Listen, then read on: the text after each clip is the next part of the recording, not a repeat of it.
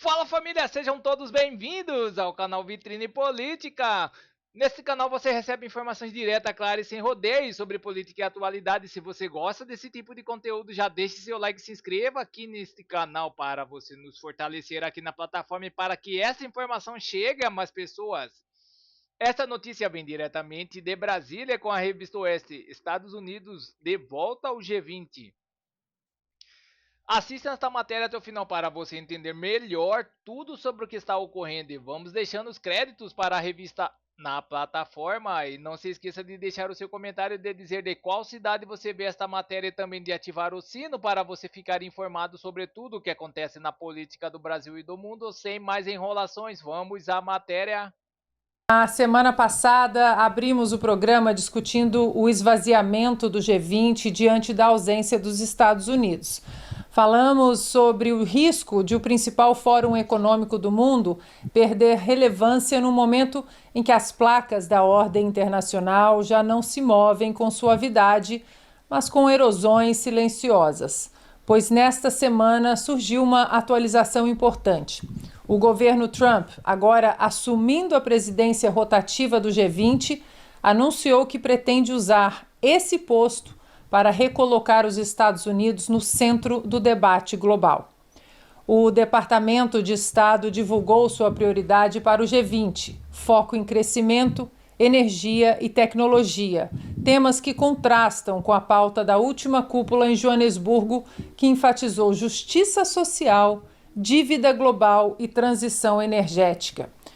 Com a presidência agora em mãos americanas, veremos na prática dois projetos de mundo disputando o mesmo fórum: o modelo multilateral defendido pela África do Sul e a agenda econômica e tecnológica de Washington.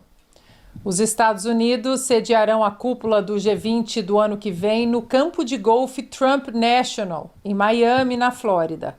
Aspas para o presidente americano: teremos a honra de sediar a cúpula do G20 aqui nos Estados Unidos pela primeira vez em quase 20 anos, disse Trump ao assinar uma série de decretos executivos no Salão Oval.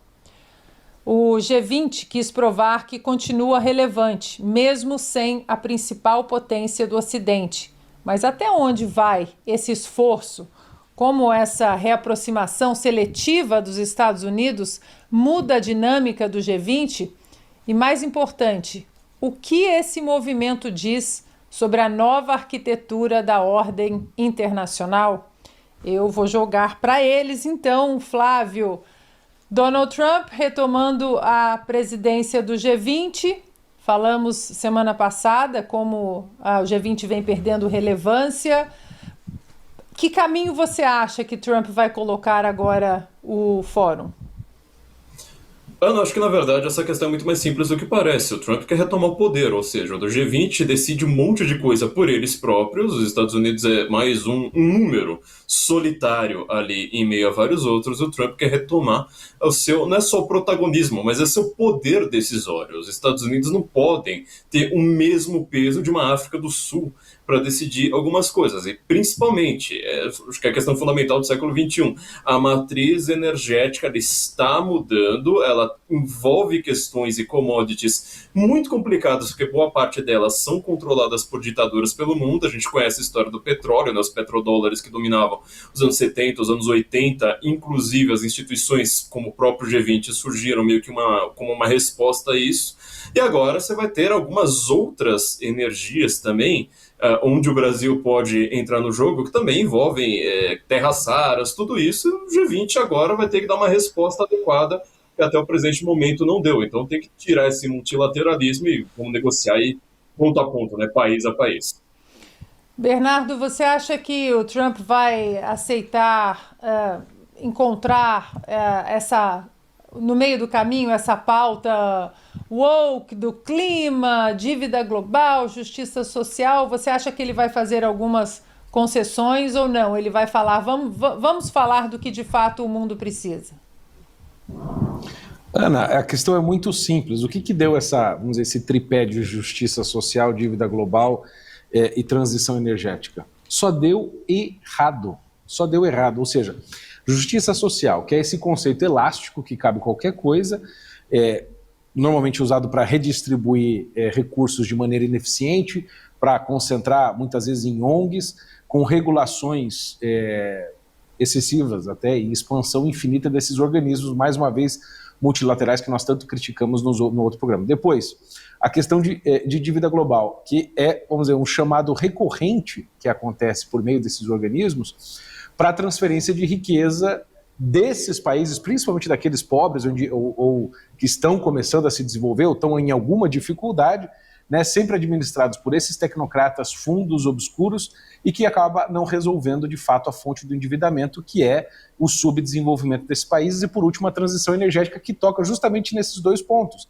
Ou seja, não como uma inovação que eles falam, mas simplesmente como restrição o tempo inteiro. Querendo forçar uma mudança da matriz energética, acaba punindo esses países mais pobres, que são sempre os que mais sofrem, metas muito rígidas de controle e desenvolvimento e abandono, vamos dizer, prematuro desses países de fontes baratas de renováveis, como, por exemplo, o petróleo que o Trump tem falado tanto. Então, essa vamos dizer, resposta que o Trump deu de crescimento real, energia barata e tecnologia é justamente o oposto de tudo isso que está sendo proposto. Então, é importante ele fazer isso porque toca no que o Flávio falou, não é só poder para os Estados Unidos, é poder para estes países subdesenvolvidos, estes países que estão em desenvolvimento, para terem força e saírem da dependência de China, Irã, Rússia e esses, vamos dizer assim, bullers, né, internacionais, esses dominadores que usam esses países para crescer. Então, é dar autonomia, poder real para criar relacionamentos bilaterais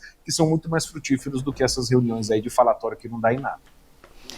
Bom, e como o nosso programa é de leste a oeste, eu sempre gosto, e nós somos um programa chique, porque nós temos um comentarista, um correspondente em Londres. Eu sempre gosto de perguntar para o Ivan a perspectiva da Europa, do velho mundo, em relação... Porque, sinceramente, Ivan, às vezes, Califórnia e Londres não estão apenas... estão distantes geograficamente, mas comungam essas pautas todas dessa nova agenda globalista. Como você vê esse contexto, então? Como está sendo visto esse contexto do G20 de Joanesburgo e do G20 do ano que vem nas mãos de Donald Trump?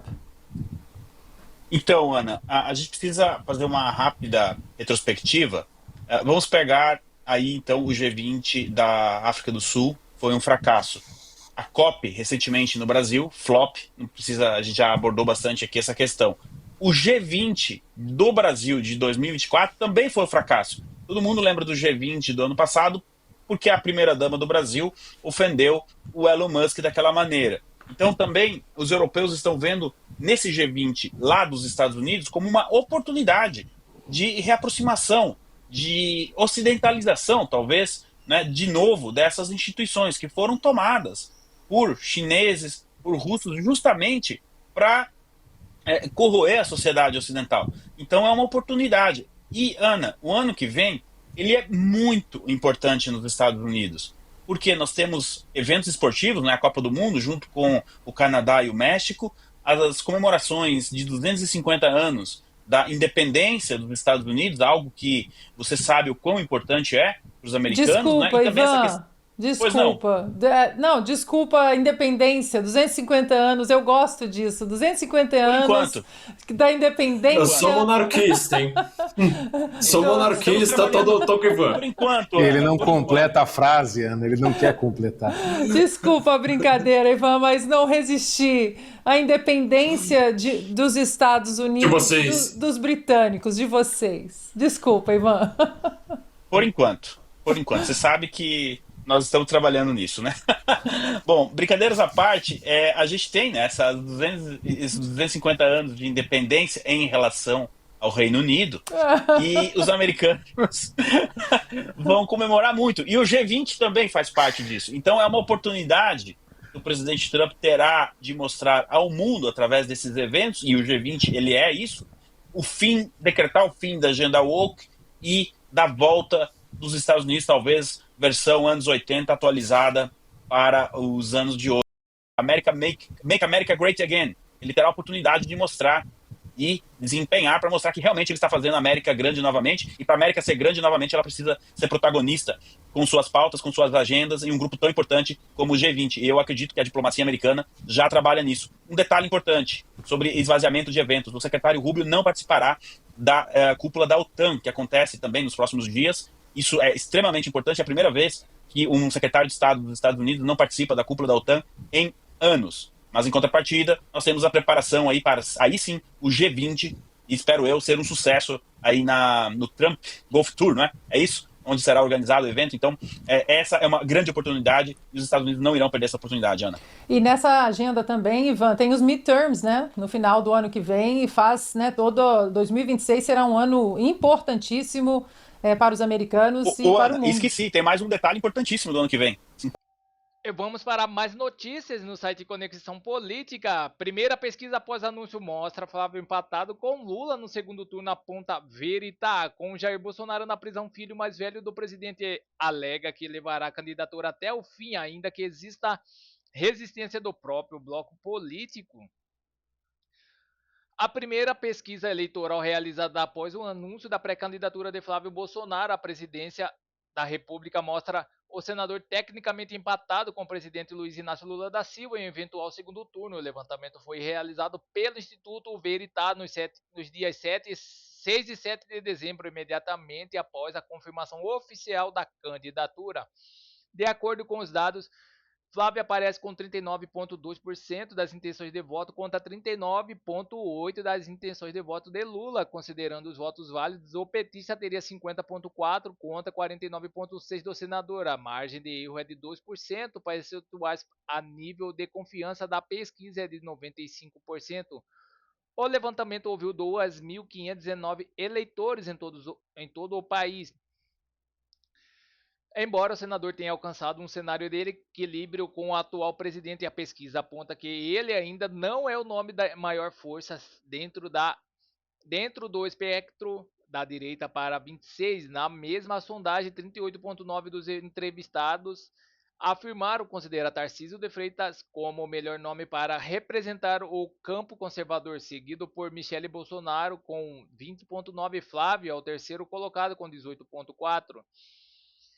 Em uma simulação de segundo turno entre Lula e Tarcísio, o governador de São Paulo supera o petista fora da margem de erro. Tarcísio aparece com 44,9% dos votos totais contra 40,3% de Lula, o que, nos votos válidos, representa uma vantagem de 52,7% a 47,3% para o governador paulista. A pesquisa do Veritá é a primeira a captar os efeitos diretos do anúncio de Flávio Bolsonaro, feito na sexta-feira. Antes disso, o único levantamento disponível havia sido realizado pelo Datafolha, ainda sob o cenário anterior em que Jair Bolsonaro era considerado inelegível e não havia definição sobre o nome que representaria o seu grupo político.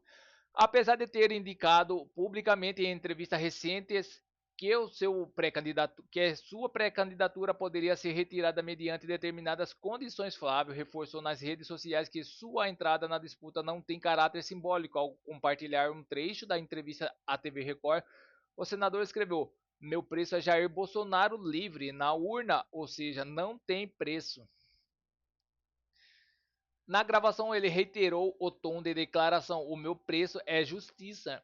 O meu preço é justiça e não é só justiça comigo, é justiça com quase 60 milhões de brasileiros que foram sequestrados estão dentro de um cativeiro nesse momento junto com o presidente Jair Bolsonaro." Segundo ele, sua candidatura só seria retirada se seu país estivesse livre e elegível. A única forma disso acontecer é se Bolsonaro estiver livre nas urnas, caminhando junto com seus netos, os filhos de Eduardo Bolsonaro, pelas ruas de todo o Brasil. "Esse é o meu preço", declarou. A pré-candidatura de Flávio tem dividido lideranças do campo da direita em meio a manobras de outras lideranças políticas, como Ronaldo Caiado e Romeu Zema, que também mantém suas pré-candidaturas ativas. Enquanto isso, o Centrão ainda não se posicionou oficialmente, mas Tarcísio de Freitas segue sendo tratado como o nome mais competitivo dentro do bloco para uma eventual composição. Então é isso, pessoal. Essas são as notícias que estão circulando nas mídias da internet. Obrigado pela sua audiência. Não se esqueça de se inscrever e de deixar o seu like e clicar no sino para você se informar sobre política. Agradeço a todos pela audiência.